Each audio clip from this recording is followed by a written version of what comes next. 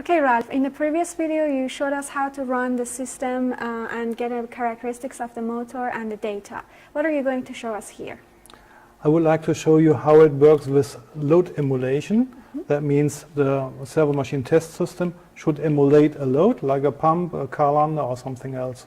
Okay, so what type of loads can we actually emulate?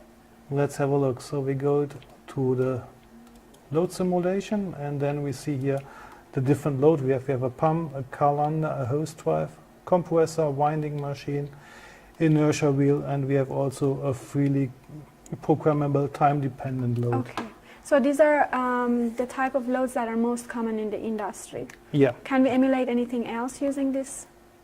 Yeah, we have different other softwares, for example, for wind power plants, which also work together with a servo machine, and so you can emulate then a wind turbine, for example.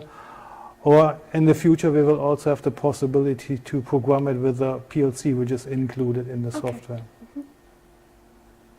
Okay, then let's see.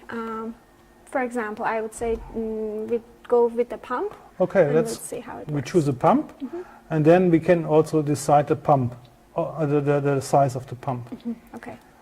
So I will decide the size of the pump. We have here the value load constant, and so this is like the size of the pump, how big the pump is. So, and if I press the enable button, the servo machine test systems behave like the pump. So press the 1 button and then say OK.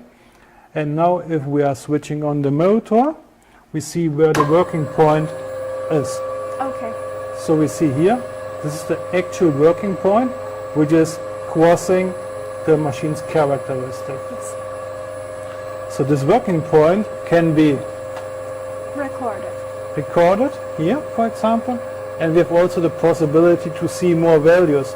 So for example, I like to see the current at the moment, the apparate, the active power, and so on. For example, I will see also the efficiency here, and so all the values will be displayed on the left corner. Let's stop it. Yes, that's much better. If I like to go back to the, you can switch it off.